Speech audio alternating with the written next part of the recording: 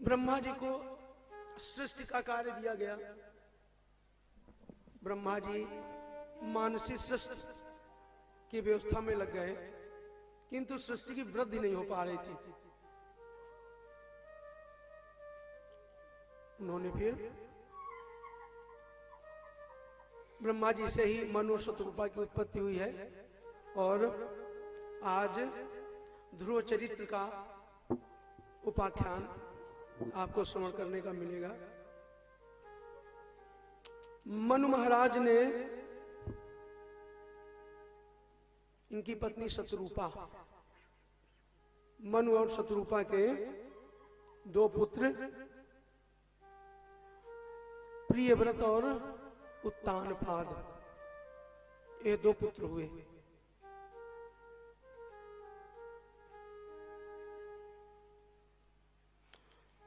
जाए उत्तानपादस्य सुनु सुनीति सुरिचितयोः सुरुचि प्रेयसी पतिर्नेतरा यत सुतो ध्रुवा।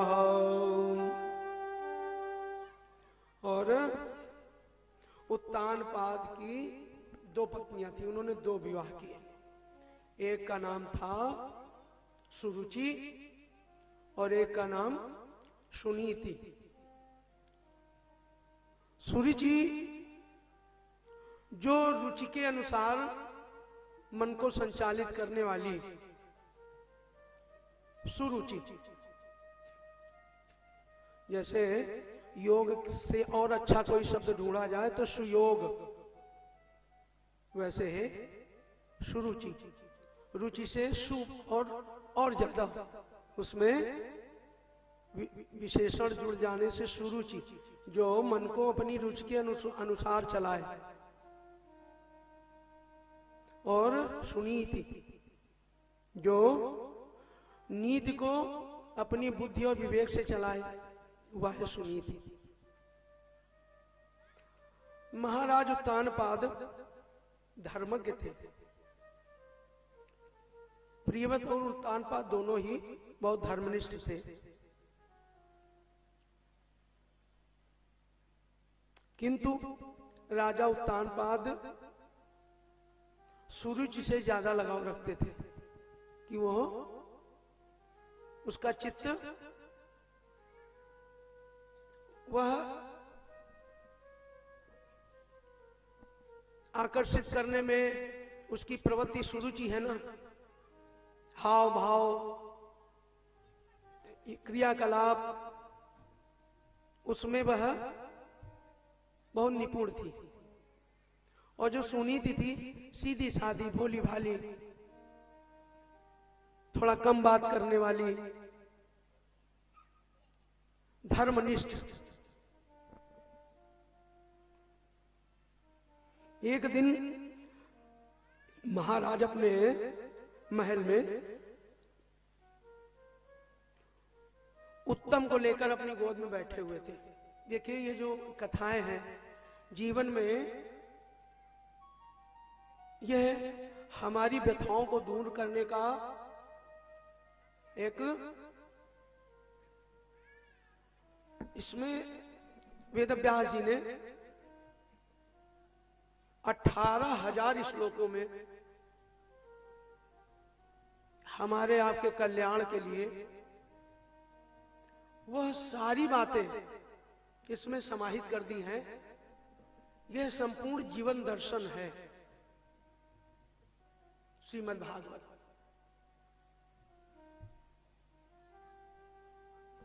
वह अलग बात है कि लोग श्रीमद् भागवत में आकर्षण बढ़ाने के लिए झांकियों का उपयोग ज्यादा करते हैं। उनकी अपनी व्यवस्था है, उनकी अपनी समझ है। लेकिन वस्तुतः जो कल्याण का मार्ग है, वह कल्याण का मार्ग मनोरंजन, जिसका विशुद्ध शब्द है मनोरंजन। मनोरंजन का अगर मनोरंजन का संधि विच्छेद किया जाए तो मन का रंजन करने का उपक्रम। झांकियां दिग्दर्शन कराती हैं, लेकिन वस्तुतः जो 18,000 श्लोकों में जिस उद्देश्य से नारद जी ने जिस समय 17 पुराणों की रचना महाभारत के साथ की, तो इन्होंने धर्म की व्याख्या की, धर्म सिद्धांत लिखे, उनकी व्याख्या की। लेकिन गोविंद का गुणानुवाद अच्छे से नहीं हो पाया था। अन्य जो हमारे पुराण हैं, धर्मशास्त्र हैं, तो इनका चित्त अशांत हो रहा था। अशांत चित्त तभी होता है जब अंतर्मन प्रसन्न नहीं होता, प्रफुल्लित नहीं होता। और अंतर्मन जब प्रफुल्लित होगा तो प्रफुल्लित होने के पश्चात ही आनंद की तरंगे मिलने लगेंगी।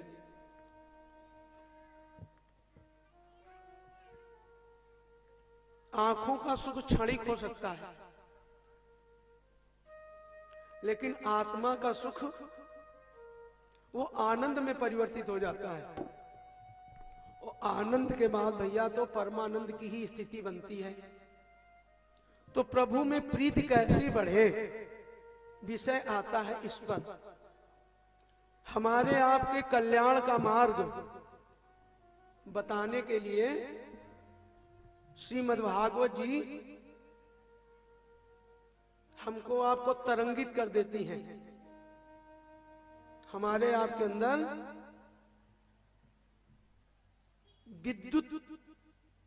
विद्युतीय शक्ति जैसी स्थिति को व्यवस्थित कर देती हैं।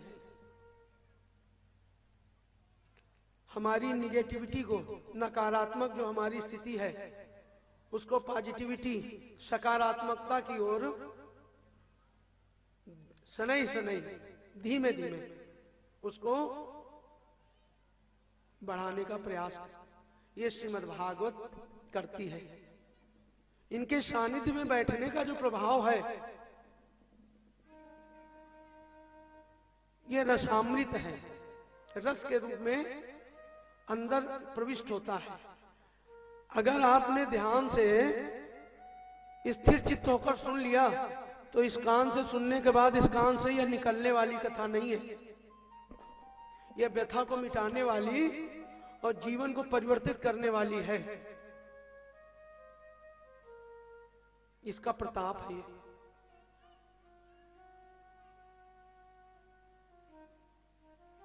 सुरुचि से उत्तम था और सुनीति से ध्रुव जी थे। उत्तम गोद में बैठा था, सुनीति सीधी है, सरल है, नीतिवान है, जीवन को नीतिगत चलाती है। लेकिन यही सुनीति उसको जिसके लिए उस सप्तर्षियों से ऊंचे भी स्थान को प्राप्त करना। देखिए, मां जो होती है वो जैसे सरकार का आधार कार्ड है ना, आधार बेस, ऐसे ही संतान का आधार मां से व्यवस्थित होता है।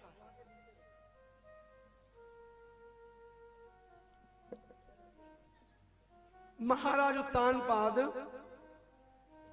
जो सुरुचि का पुत्र था, सुरुचि से उत्पन्न हुआ था, उसको जय हो कल्याण।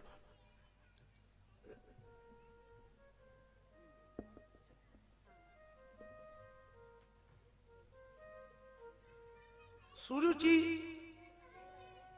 थोड़ा हठीले स्वभाव की, थोड़ी ही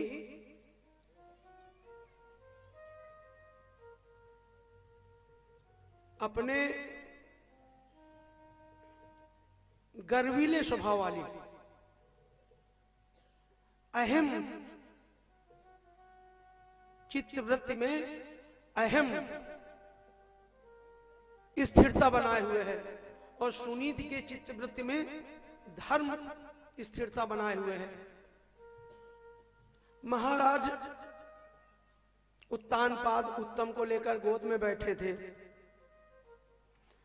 ध्रुव जी भी खेल रहे थे।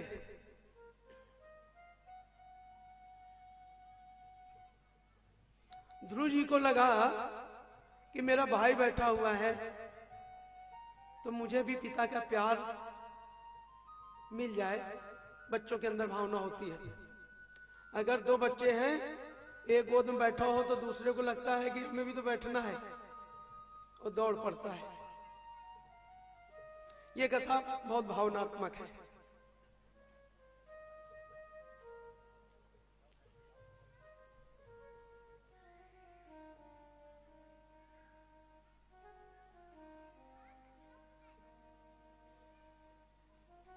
ध्रुव जी खेलते खेलते पिता की गोद में बैठ गया।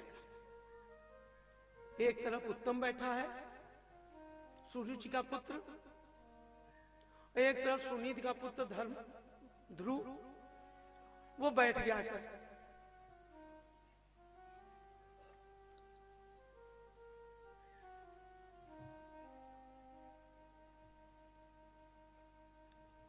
सुरुचि आती है,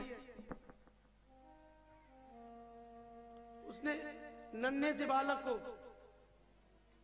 झटके से खींचकर और उतारकर बाहर कर दिया। बोली तुझे बैठने का अधिकार नहीं है।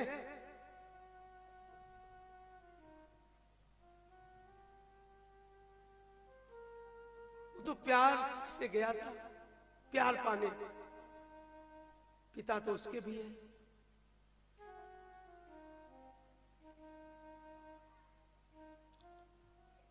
माँ ने जब उतार कर और साथ में क्या कहा कि तुझे अगर पिता की गोद में ही बैठना है तो ईश्वर से प्रार्थना कर कि मेरी कोख से तेरा जन्म हो, तब तू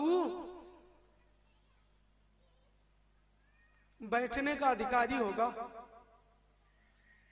ऐसे नहीं। बाल सुलभ और सुनीति का पुत्र है ना, आंखों में आंसू लेकर अपनी मां के कक्ष में गया। मां, क्या मेरे पिता नहीं है? है। क्या मुझे उनकी गोद में बैठने का अधिकार नहीं है? बोले है।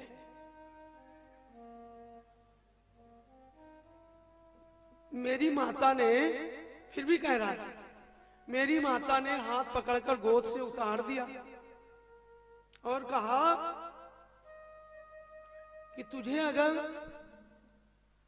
गोद में बैठने का इतना ही शौक है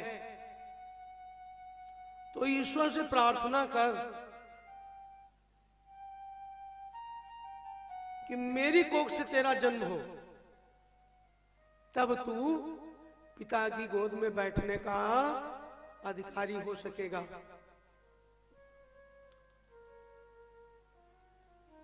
अंतर मन में मां के क्या दशा होगी हम आप विचार कर सकते हैं, लेकिन सुनीति है,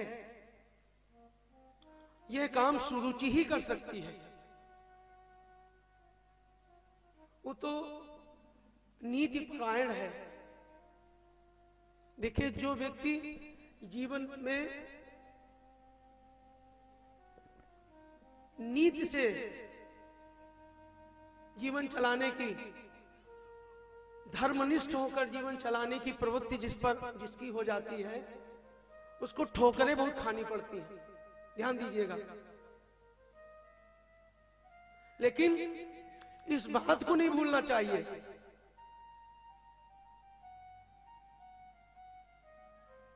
कि यहां भेजने वाला इस धारा पर वो है, तो फिर किस बात की चिंता। हम सब क्या करते हैं, गलत चीजों से उदाहरण बड़ी जल्दी ले लेते हैं कि भैया देखो जो गलत राह पर चलता है कितना सुखी है। अरे सुखी नहीं है,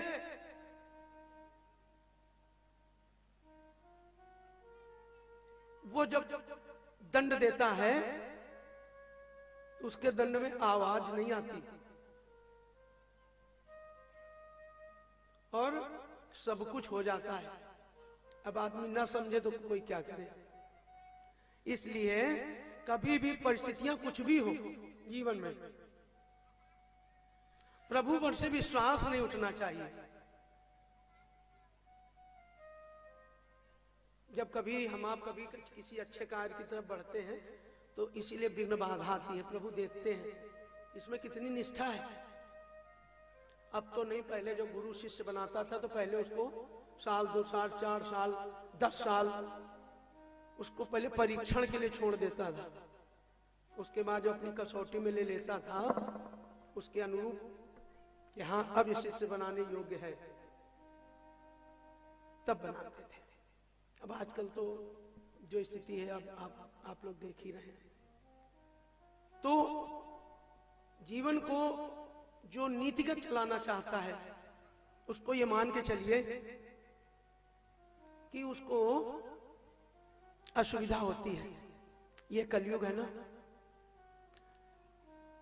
अब हम अगर कलयुग के घर में रहेंगे और सतयुग जैसा आचरण करेंगे तो थोड़ी बहुत तो दिक्कतें आएंगी, लेकिन उस कलयुग को भी धराशायी वो भी धराशायी कब होता है?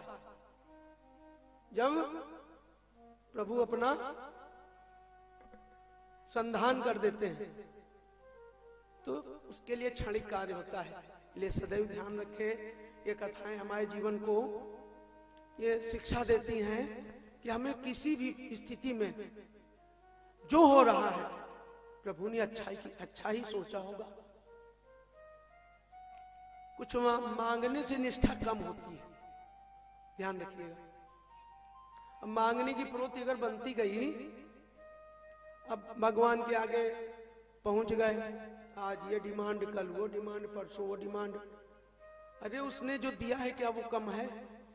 और उसको पता है कि जो हमारे सहारे है उसको क्या कब देना है। अब यकीन मानिए उसको सब पता है और देता भी है। अच्छा ये बताइए, किसी की फसल तैयार खड़ी हो, वो कहेगा प्रभु हमको वर्षा नहीं चाहिए। और किसी की फसल सूख रही हो, वो कहेगा प्रभु हमको 1.25 किलो लड्डू चढ़ाएंगे, वर्षा करा दो। एक कह रहा है हम 1.25 क्विंटल लड्डू चढ़ाएंगे, वर्षा रोक दो। अब प्रभु तो पड़ गया, उसको तो आपने धर्म संकट में डाल दिया।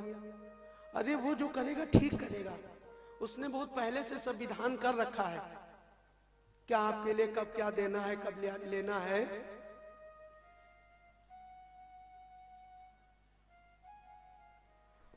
अस कही बाह पकरी ध्रुव केरी, मंदिर बार दीन करेरी। अस कही बाह पकरी ध्रुव केरी, मंदिर बार दीन करेरी।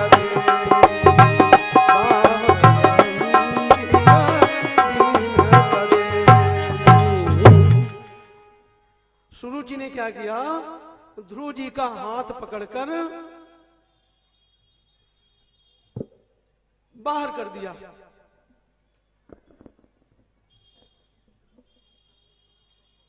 हमारे परम स्नेही, हमारे अनुज श्री संदीप तिवारी जी, लखनऊ मंडल जो श्री बागेश्वर धाम की समिति है, लखनऊ मंडल के आप हमारे अध्यक्ष हैं। और बिहारी जी आपके जीवन में सदैव मंगल की वर्षा करते रहें और आपका बड़ा स्नेह हमको मिलता है।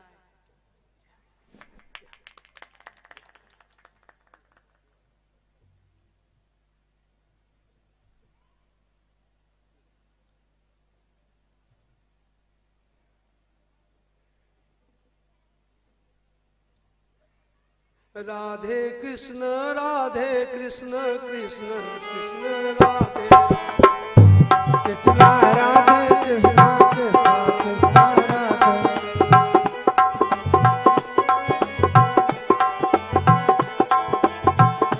कृष्णा राधे कृष्णा राधे कृष्णा राधे राधे राधे श्याम श्याम श्याम श्याम राधे राधे राधे श्याम राधे श्याम श्याम श्याम राधे राधे कृष्ण राधे कृष्ण कृष्ण कृष्ण राधे राधे राधे कृष्णा राधे कृष्णा कृष्णा कृष्णा राधे राधे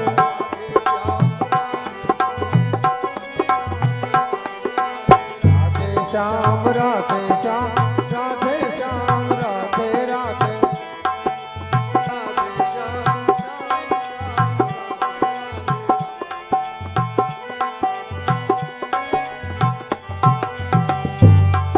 बोलो बागेश्वर धाम की, बोलो बागेश्वर सरकार की।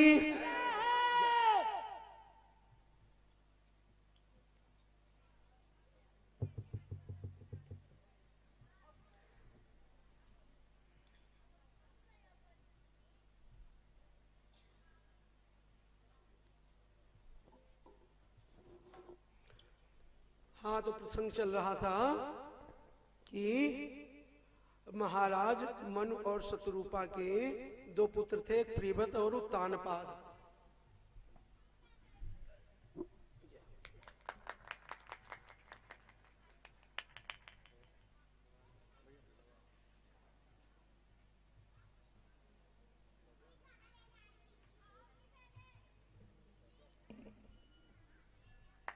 आप हमारे मनोज पांडे जी हैं, ये प्रॉपर्टी का कार्य करते हैं और बहुत ही स्नेही है।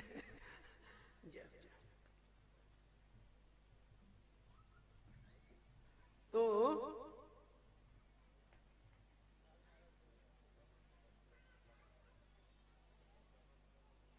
मां ने कहा, ध्रुव रोता हुआ आया। उत्तानपाद की जो पत्नियां हैं, एक सुरुचि और सुनीति। सुरुचि से उत्तम है और सुनीति से ध्रुव जी हैं।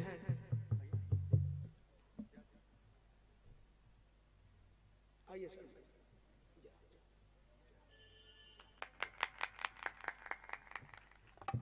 हाँ, तो प्रसंग चल रहा था कि उत्तम गोद में बैठे थे और ध्रुव जी भी गोद में आकर बैठ गए।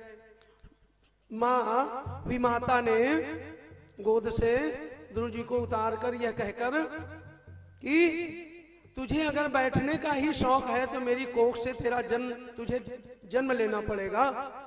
वो अपनी माँ के पास रोता हुआ आया तो देखिए सुनीति है तो क्या कह रही है। बोली, बेटा तू रो मत। अरे तू प्रभु की गोद में बैठेगा।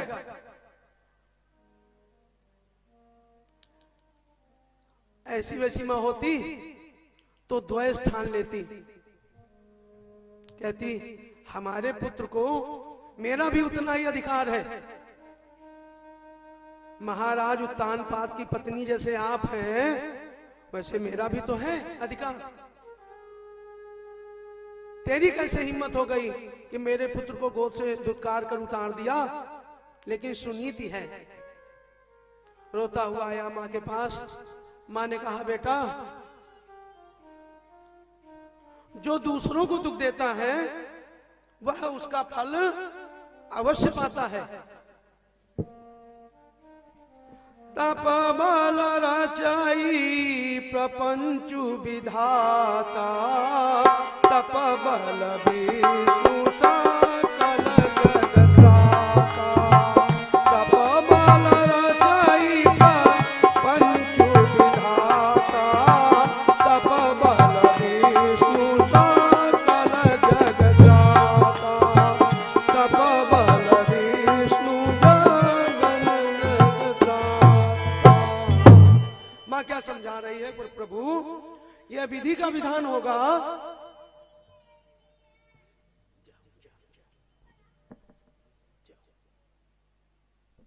ये हमारे बहुत ही स्नेही राजन तिवारी जी हैं, उनका व्यासपीठ से हम स्वागत करते हैं।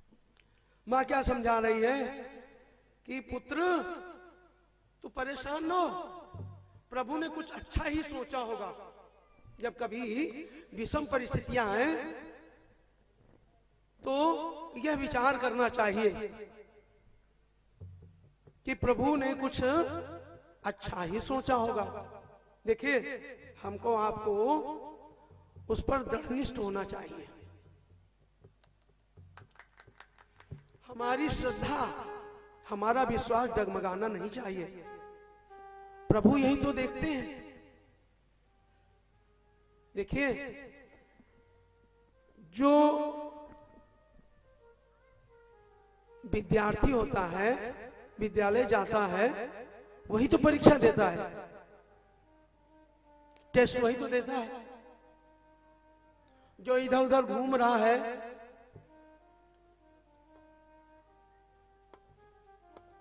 वो भी सोचता है, जो अध्यापक है, कि क्या करना, हमारी कक्षा का तो विद्यार्थी है नहीं, जैसा करेगा वैसा भरेगा।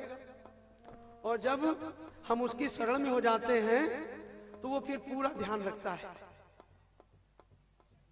पूरा ही ध्यान रखता है, किंचित मात्र। और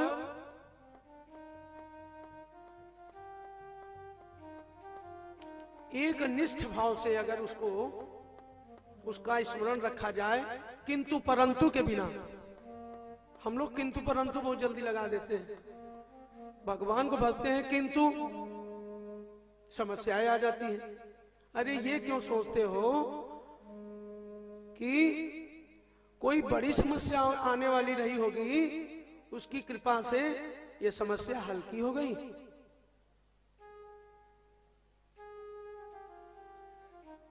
यह श्रद्धा और विश्वास कब आता है?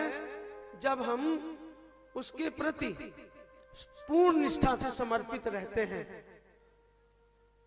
और ये आती कैसे है? हम उसकी सेवा में बैठे, भजन करें, कीर्तन करें, उसके समीप बैठे, उससे जैसे हम अपने आपस में बात करते हैं। इन दुनिया वालों से अपेक्षा करना व्यर्थ है। ये दुनिया वाले तो जहां अपना, आप लोग देखते हैं,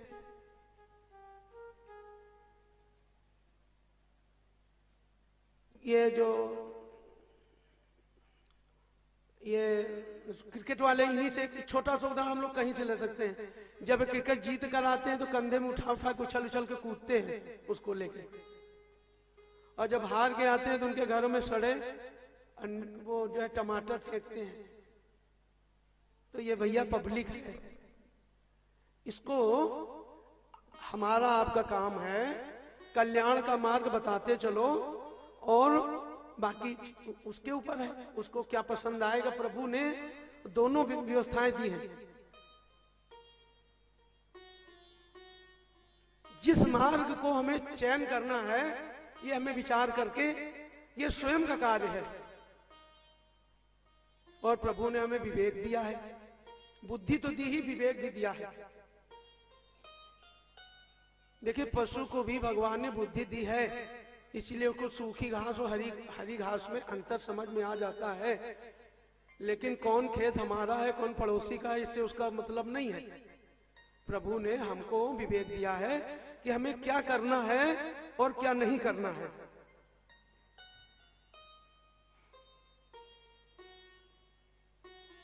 ये ज्ञान कब आता है? इसके लिए हम अपने आत्म कल्याण का मार्ग स्वयं प्रशस्त करें। अन्य कार्यों में कितनी व्यस्तता हो जाती है, कहीं घर की व्यवस्था चलाने में अर्थ अर्जन कीजिए, माताएं अपने घर को व्यवस्थित करने के लिए कितना समय ये लग जाता है।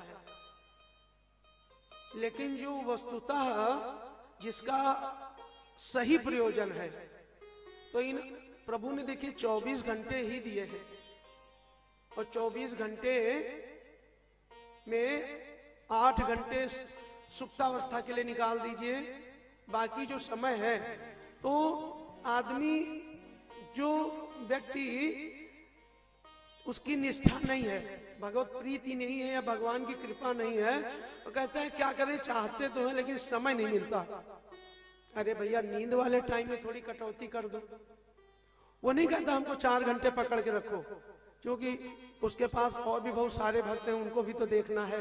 वो नहीं कहता 4 घंटे पकड़ कर बैठो, वो कहता 1 घड़ी आधी घड़ी आधी में पुनियाद, और तुलसी संगति साधु की हरे कोटि अपराध। अपना अगर मार्ग प्रशस्त करना है तो किसी संत के चरण पकड़ लीजिए।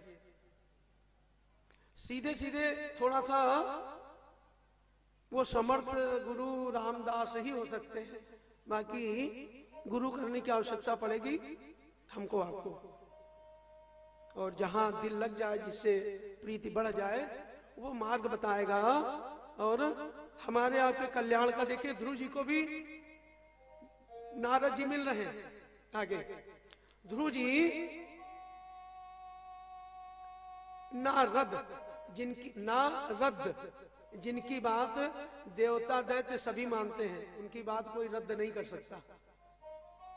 और जिसको जिसको नारद जी मिले हैं, उसको प्रभु के दर्शन अवश्य मिले हैं। कोई भी प्रसंग ले लीजिए, किसी का भी ले लीजिए, भक्तमाल में बड़ी अच्छी अच्छी प्रसंग हैं, वो भक्तों के ही प्रसंग उसमें हैं। और प्रभु को भक्त बहुत प्रिय है। प्रभु अपना अपमान तो सह लेते हैं, ध्यान दीजिएगा। हम उनकी जब क्राइटेरिया में आ जाते हैं, उनके संरक्षण में आ जाते हैं, तो क्या होता है, वो फिर अगर दुख भी आ रहा है तो उसमें कुछ ना कुछ अच्छा सोचा होगा।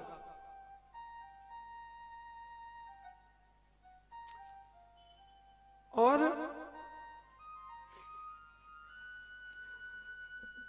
मां ने कहा कि जो शांताकारं भुजग शयनं पद्मनाभं सुरेशं विश्वाधारं गगन सदृशं मेघवर्ण शुभांगं लक्ष्मीकान्तं कमलनयनं योगिभिर्ध्यान गम्यं वंदे विष्णुं भवभयहरं सर्वलोकैकनाथं। मां ने क्या कहा कि जो शांताकार है, जो पूरी सृष्टि को गोद में बैठाने की सामर्थ्य रखते हैं, बेटा अब तुम उनकी गोद में बैठने का उद्यम करो।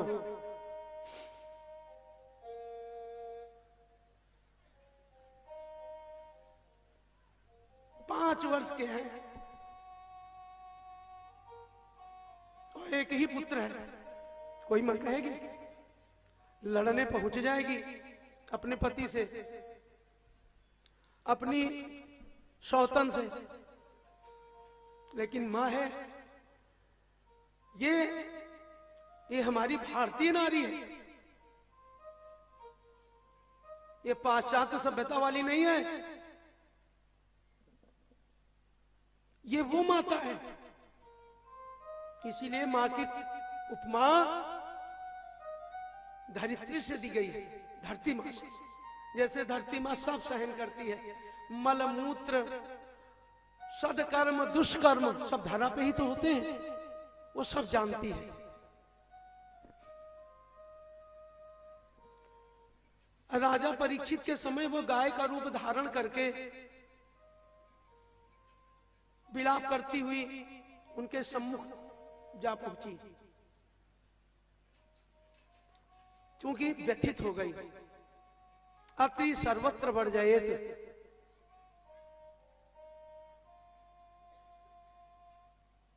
मां ने कहा, बेटा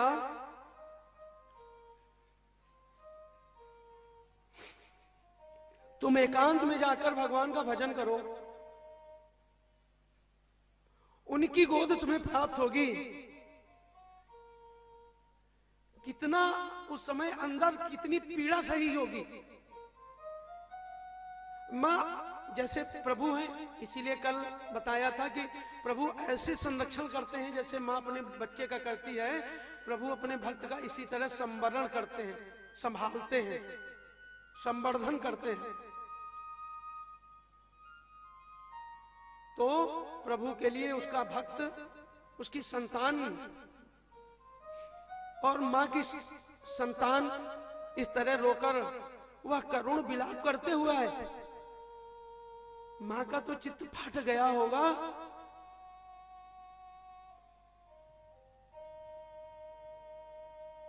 लेकिन मां है कि सहनशीलता की पराकाष्ठा है।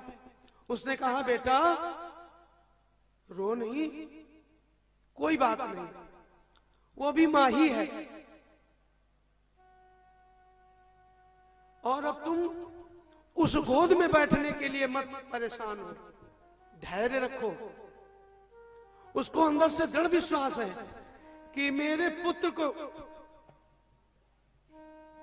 दया निधान बैठाएंगे अवश्य, इसमें तनिक भी संदेह नहीं कर रही है। नहीं तो 5 वर्ष के अपने बालक को, अबोध बालक को कहती कि जाओ उसके निमित्त तप करो जाके। मां ने कह दिया। मां सब कुछ सह लेती है, सब कुछ सह लेती है, लेकिन अपने पुत्र की, अपनी संतान की पीड़ा नहीं सह पाती। इसके लिए अगर उसको काली बनना पड़ता है तो भी बन जाती है, शेरनी से भी भिड़ जाती है।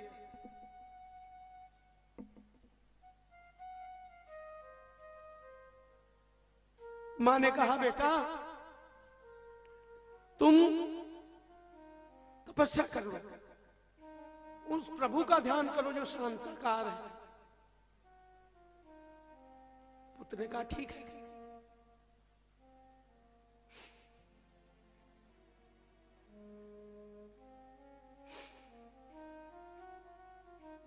और मां ने यह भी कहा कि प्रभु आपको अवश्य दर्शन देंगे। देखिए कितनी बड़ी निष्ठा है। 5 वर्ष का बालक है तो अपने दुग्ध पर कितना भरोसा है। जैसे आदमी कहता नहीं हमको अपने दूध पर भरोसा है जो मैंने पिलाया है। मां बड़ी गर्वीली हो जाती है। और जिस पति की वो सेवा करती है, जिस पति का मान रखती है, जिस पति के लिए वह समर्पित हो जाती है, उस पति से भी अपने पुत्र के लिए जो आवश्यकता पड़ जाती है तो पुत्र के दोषों को ढककर और पिता से हमें उस भाव को जगाना होगा। हमें वो निष्ठा लानी होगी, वो प्रेम के अश्रु बहाने होंगे। वो तो इसी प्रतीक्षा में ही है। वो हमारी आपकी प्रतीक्षा में रहता है कि कब हमसे हमारा, देखिए हम सब प्रभु की तो संतान है। और स्त्रीत्व भाव में अगर देखा जाए तो हम सबका वो पति वही है।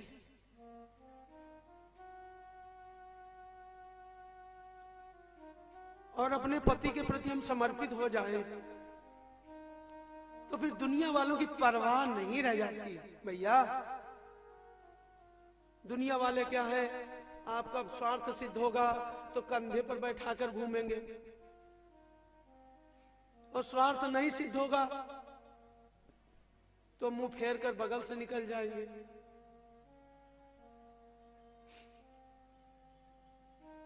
सूर्य भगवान है ना, सूर्य भगवान वही है। आजकल देखिए वैसा मौसम है तो लोग सूर्य भगवान के दर्शन के लिए लालायित होते हैं। जहां सूर्य की किरणें आ रही होती हैं वहां एकत्रित होकर धूप सेकते हैं और वही जब गर्मी होती है तो धूप फेंकते हैं, कहते हैं धूप में न निकलो। सूर्य वही है। व्यवस्था बदल गई, देश काल परिस्थिति के अनुरूप चित्त और चिंतन बदल जाता है। तो भैया ये देखिए, माता पिता, भाई बंधु, स्त्री पुत्र, इनमें प्रीति रखिए, ये नैतिक जिम्मेदारी है। लेकिन जो इससे ऊपर बढ़कर जो प्रीति है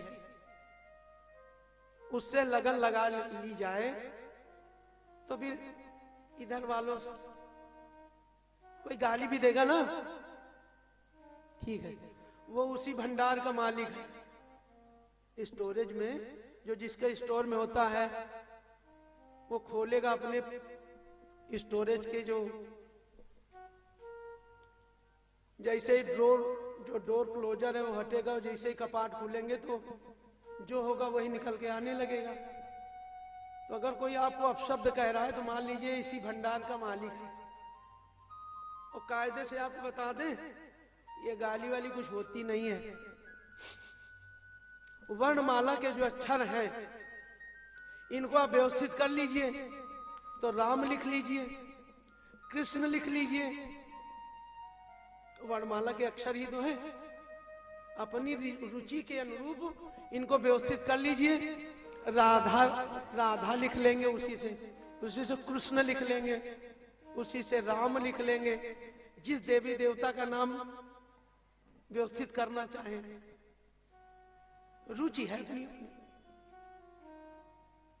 लेकिन रुचि के साथ सुरुचि नहीं बनना चाहिए। नहीं, नारद जी मिलते हैं तो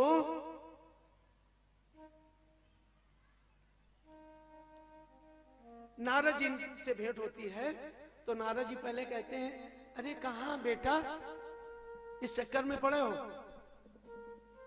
ये मार्ग कठिन है, लेकिन मां ने एक शब्द कह दिया, उनका ध्यान करो, दर्शन अवश्य देंगे। अब अवश्य शब्द पर उसका फोकस है, उसका पूरा चित्त अवस्थित है उसकी मां के उस शब्द पर। नारद जी उसका टेस्ट ले रहे हैं। नारद जी ने कहा, बेटा कहाँ इस बहुत कठिन मार्ग है। बोले कुछ भी हो जाए, मुझे भगवान के दर्शन करने हैं। और जब कोई हट करता है तो जो अंतर्यामी है वो जान लेता है कि ये मानेगा नहीं, इसलिए फिर उस मार्ग का जो अवरोधक है, अवरोधक भी सापेक्ष हो जाता है, सकारात्मक स्थिति में आ जाता है। यही चीज ध्रुव जी के साथ हो रही है। तो ध्रुव जी ने कहा कि अभी तो आपकी अवस्था बहुत छोटी है, ध्यान करोगे तो किसका ध्यान करोगे। देखिए, अब नारद जी जो अवरोधक थे वही व्यवस्थापक बन गए। बोले ठीक है, लेकिन ध्यान में किसको अवस्थित करोगे, तो अबोध है। तो नारद जी ने कहा,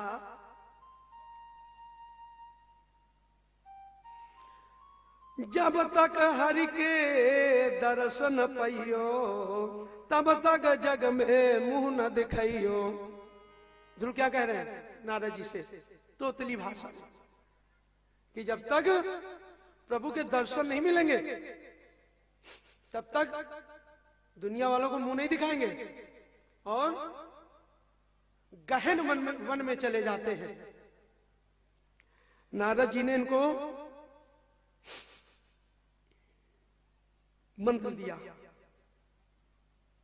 क्या? ओम नमो भगवते वासुदेवाय। ओम नमो भगवते वासुदेवाय। ओम नमो भगवते वासुदेवाय।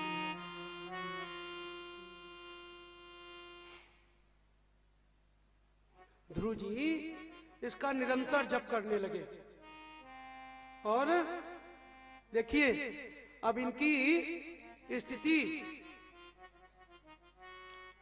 यह मधुवन में पहुंच जाते हैं और ईश्वर में मन लगाकर नारद जी ने कहा एको ब्रह्म द्वितीयो नास्ति। जब उसकी निष्ठा जानी, उसकी पीड़ा को समझा, तो बोले पुत्र, वो भी ब्रह्मा जी के मानस पुत्र हैं, वो भी दिव्य दृष्टा है, वो साधारण नहीं है, ब्रह्मा जी का ही अवतार है। ब्रह्मा जी के मानस पुत्र हैं और ब्रह्मा जी की भी स्थिति सृष्टि की उत्पत्ति में है उनका, और उनके मानस पुत्र हैं, तो पुत्र के अंदर पिता के गुण धर्म तो होंगे। नारद जी ने कहा हे बालक, घोर जंगल में जा अगर तुम जाओगे तो वहां शेर, चीता, बाघ, जंगली पशु ये सब होंगे।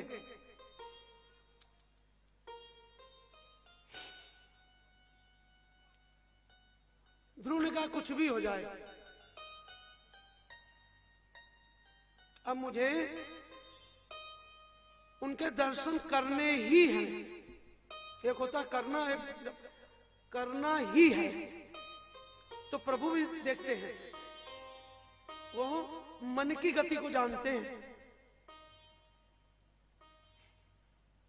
देखो जो ये स्वर मिले हुए हैं, ध्यान दीजिएगा, ये जो सांसें, ये स्वर, जो श्वास प्रश्वास की जो गति है,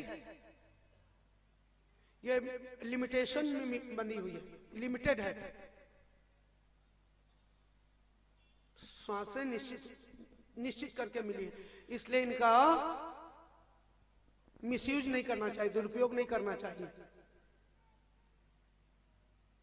ये योगी जन क्या करते हैं, श्वास प्रश्वास की गति को व्यवस्थित कर लेते हैं प्राणायाम के द्वारा। तो एक संत हुए हैं देवराहा बाबा, आपने सुना होगा। डॉक्टर राजेंद्र प्रसाद जब देश आजाद हुआ था, उस समय भी थे वो। डॉक्टर राजेंद्र प्रसाद के पिताजी उनको ले गए थे डॉक्टर राजेंद्र प्रसाद को दर्शन कराने। उसके बाद इंदिरा जी ने भी दर्शन किया, उसके बाद फिर राजीव जी ने भी दर्शन किया, है ना। तो ये व्यवस्था बदल जाती है, काल चक्र ठहर जाता है। हमको आपको क्या करना चाहिए कि अनावश्यक जो वाद विवाद में हम अपनी एनर्जी लॉस करते हैं, श्वास प्रश्वास की गति को हम व्यर्थ कर देते हैं, इससे बचना चाहिए। ये आयु को छीण करता है।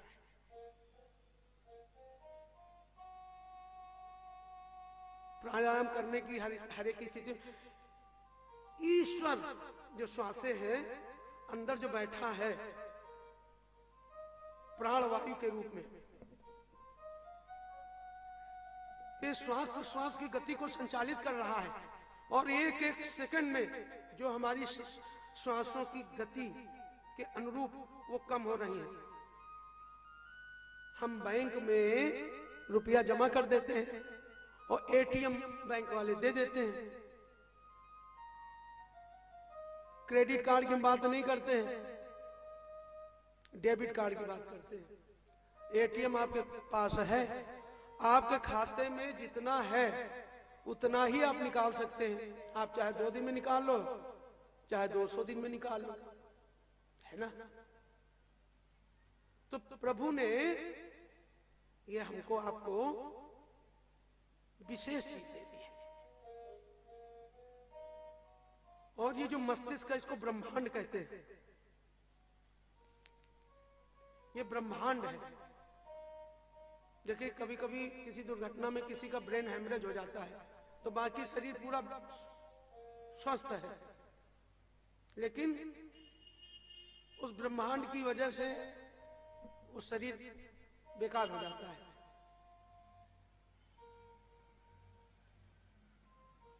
तो ये ब्रह्मांड में बैठा है यह इसका काम है, ये कैलकुलेट करता रहता है, कैलकुलेशन इसका चलता रहता है। आंखें नहीं देखती, कर्ण श्रवण नहीं करते, ये ब्रेन तक अपना काम करते हैं। दृष्टि मस्तिष्क तक संदेश पहुंचाती है। श्रवण रंध्रियां जो है ये मस्तिष्क तक संदेश देती हैं। जिह्वा जो है रसास्वादन, यह मस्तिष्क को घ्राण शक्ति जो सूंघने की सामर्थ्य है, घ्राण शक्ति, ये सारी कुछ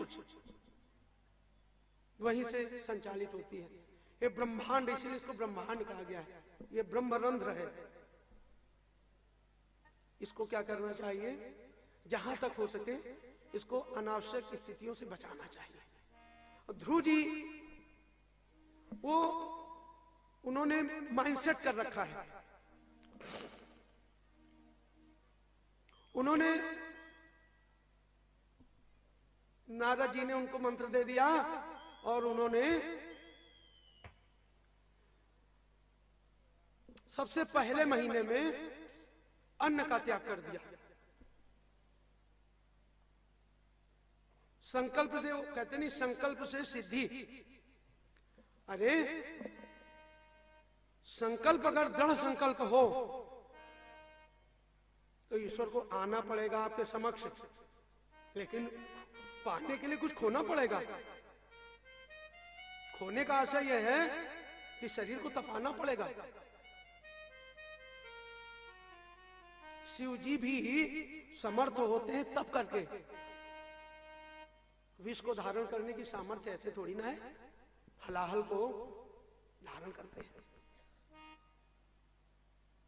तो हमको आपको क्या करना है, प्रभु को पाने के लिए पहली चीज शरणागति, संतों की संगति, और इसके पश्चात दृढ़ निष्ठा। चित्तवृत्ति विकृत न हो।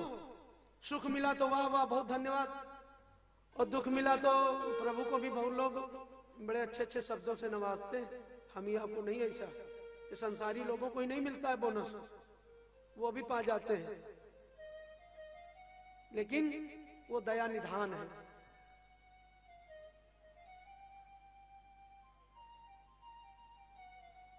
फिर अन्न का त्याग करके फिर क्या कर रहे हैं, अगले माह उन्होंने फिर केवल फलाहार करना शुरू कर दिया।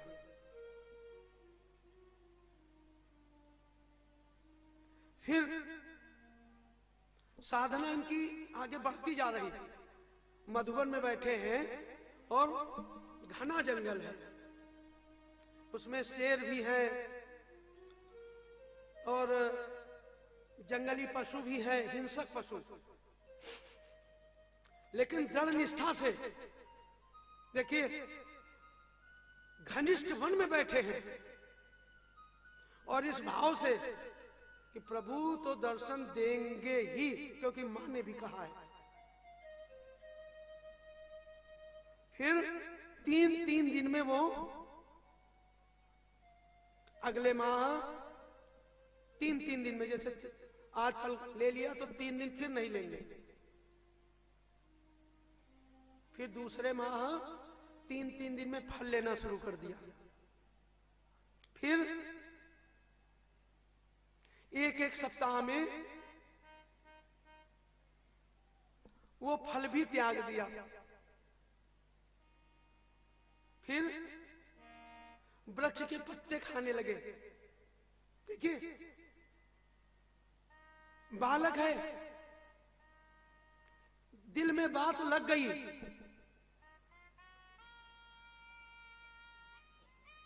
और नारद जी बस समझा रहे हैं कि बेटा वहां हिंसक पशु है। और वो क्या सोच रहा है, होंगे हिंसक पशु, प्रभु दर्शन देंगे, और नहीं देंगे तो बाकी तो जंगली हिंसक पशु है ही। लेकिन उसकी निष्ठा है, दृढ़ प्रीति है, क्योंकि मां ने कहा है। सारी बातों का एक पेज का पूरा सवाल हल करने का एक छोटा सा उत्तर निकला कि मां ने कहा है। फिर दूसरे महीने में 6 दिन में पत्ते खाने लगे। आज पत्ते खा लिया, फिर 6 दिन पत्ते नहीं खाएंगे।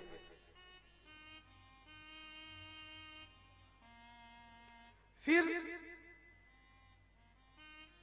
तीसरे माह में सूखे पत्ते खाने लगे। देखिए, साधना का वो गहनतम रूप, इसको गहनतम कहते हैं। गहन से जैसे उच्च, और उच्च से उच्चतम, तो गहन से गहनतम साधना होने लगी। फिर तीसरे महीने में 9 दिन में सूखे पत्ते खाने लगे। फिर सूखे पत्ते भी खाना छोड़ दिया। फिर चौथे महीने में केवल जल पीकर रहने लगे। वो 5 वर्ष का बालक, जरा अंतर्मन से विचार करो कि किस स्थिति में रहा होगा। लेकिन ओम नमो भगवते वासुदेवाय, ओम नमो भगवते वासुदेवाय। फिर जल भी त्याग दिया। चौथे महीने में केवल वायु पीकर, केवल वायु का सेवन करने लगा।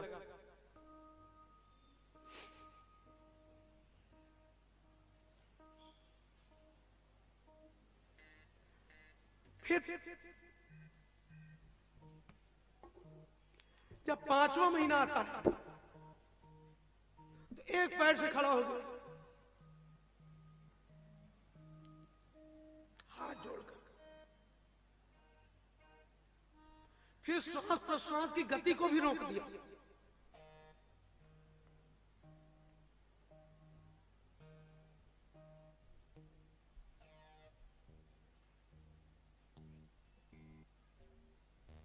उस मां के ऊपर क्या बीत रही होगी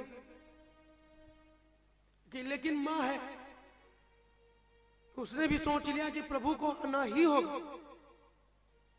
उसकी भी प्रार्थना जुड़ी है ना, अपने पुत्र को वन में भेज दिया। राजा की पत्नी है, किसी इधर उधर की नहीं है, राजमहल में रहती है। ये वायु को भी अवरुद्ध कर दिया। और फिर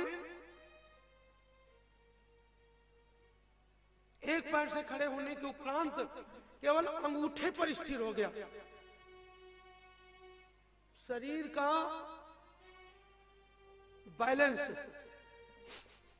ऐसे ढंग से कर दिया कि अंगूठे के बल, पैर का जो अंगूठा होता है उस पे संपूर्ण शरीर का भार रोककर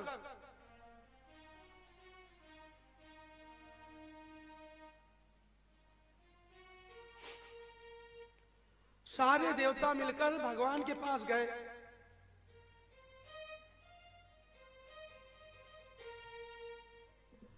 वायु को, श्वास प्रश्वास की गति को अवरुद्ध कर दिया। श्वास लेना ही रोक दिया। तो एक पैर के अंगूठे से, एक पैर से तो खड़े ही थे, और उस पैर के, जिस पैर पे खड़े थे उसकी एड़ी को उठा दिया और पूरे शरीर के बैलेंस को अंगूठे पे लगा दिया। अब तो संपूर्ण भूमंडल पर, ये देवभूमि है ना, देवता लोग विचलित होने लगे।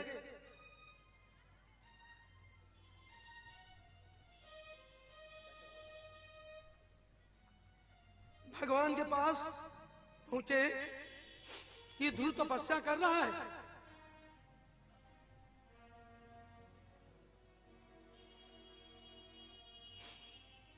ध्रुव ने जो तपस्या की उससे प्रभु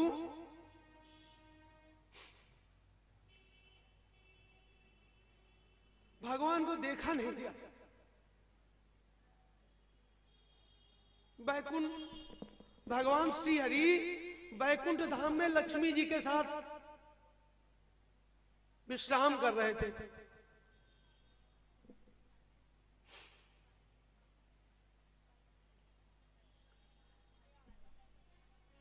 प्रभु ने कहा, देवता लोग जब पहुंचे तो प्रभु ने कहा मैं देख रहा हूं।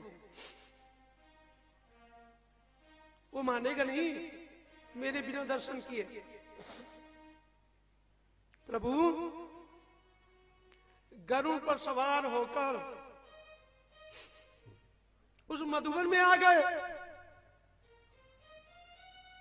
बोलो लक्ष्मी नारायण भगवान की। हेलो,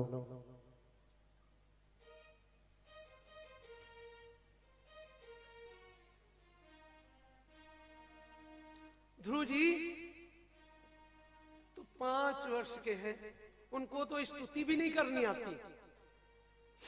बस मां ने बता दिया कि प्रभु दर्शन देंगे और उनकी गोद में बैठने की लालसा करो।